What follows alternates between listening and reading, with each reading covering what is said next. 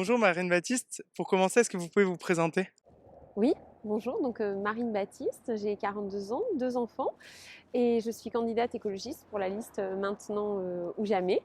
J'ai grandi entre Guétary et Biarritz. J'ai commencé à travailler à l'Express en tant que journaliste spécialisée en sciences et plus particulièrement en environnement.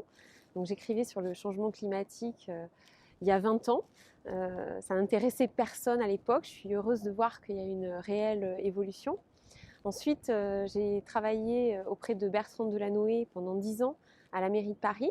Puis je suis partie vivre à Londres et je suis rentrée il y a 3 ans. Qu'est-ce qui vous motive aujourd'hui à être candidate à la mairie de Biarritz?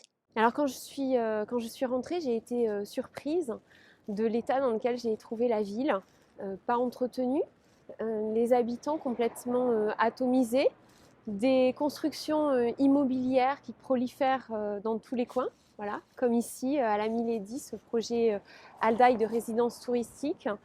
Et puis un lien fondamental qui me semble manquer, c'est-à-dire la démocratie.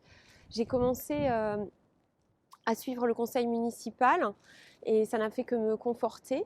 Donc j'ai ouvert un blog où je partage des articles avec les Biarros sur les sujets qui les concernent mais pour lesquels ils ne sont pas informés.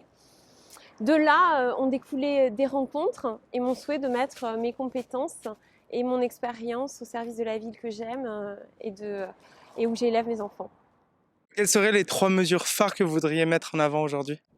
Alors la première, nous avons repensé l'exécutif municipal. En général, le premier adjoint est en charge des finances.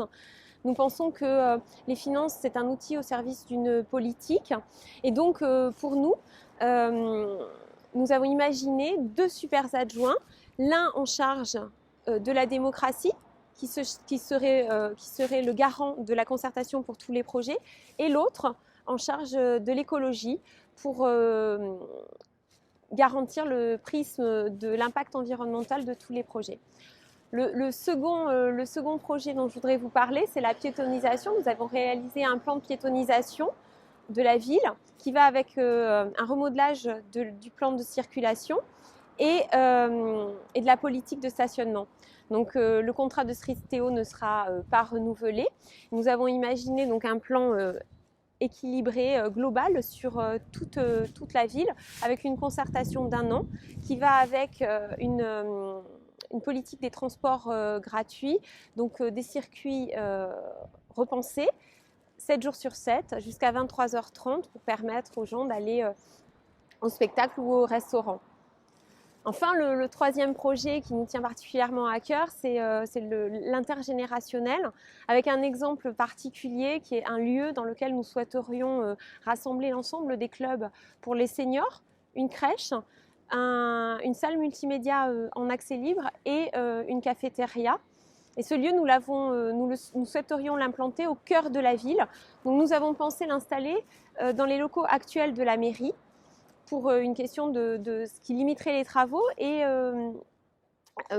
rendrait l'accessibilité facile puisque le bâtiment est accessible. Et par un jeu de chaises musicales, la mairie serait installée à la place de l'actuel bâtiment de l'Office du tourisme. Quelles seraient vos mesures ou prérogatives autour du BO? Alors le BO, c'est un sujet important il est primordial de le penser de façon rationnelle. Donc il faut faire un audit complet du club. C'est la condition pour permettre de le sauver. 2, rechercher des actionnaires et faire une ouverture de capital. Et 3, sur la question des terrains si convoités du plateau d'Aguilera. Moi, je pense que c'est à la ville qu'incombe la responsabilité d'aménager la zone en prenant en compte tous les paramètres, que ce soit les riverains, la mixité urbaine, la densité et aussi tout ce qui est le trafic automobile dans la zone. Personnellement, j'aimerais y voir du logement et notamment à partir du principe du bail solidaire réel pour que la ville conserve le foncier et qui permettrait de faire de l'accession sociale à la propriété avec un prix du mètre carré autour de 4 000 €, voilà, qui permettrait de préserver le parc social de la ville. Biarritz est une ville cosmopolite mais qui a un cœur populaire, assez basque. Est-ce que vous avez des mesures ou des choses pour préserver cette culture et peut-être la valoriser? Alors, c'est vrai que la culture basque me tient particulièrement à cœur. J'ai un de mes enfants qui est en Ikastola. Nous avons dans notre projet des mesures, notamment pour remettre au cœur de la ville la culture basque, et notamment un festival de la culture basque, un festival artistique, que ce soit pour des, euh, des chants, des danses, tout ce qui est peinture, mais aussi les auteurs, et que nous souhaiterions faire en partenariat avec les communautés basques qui se trouvent un peu dans le monde entier. Merci beaucoup Marine Mazis. Merci.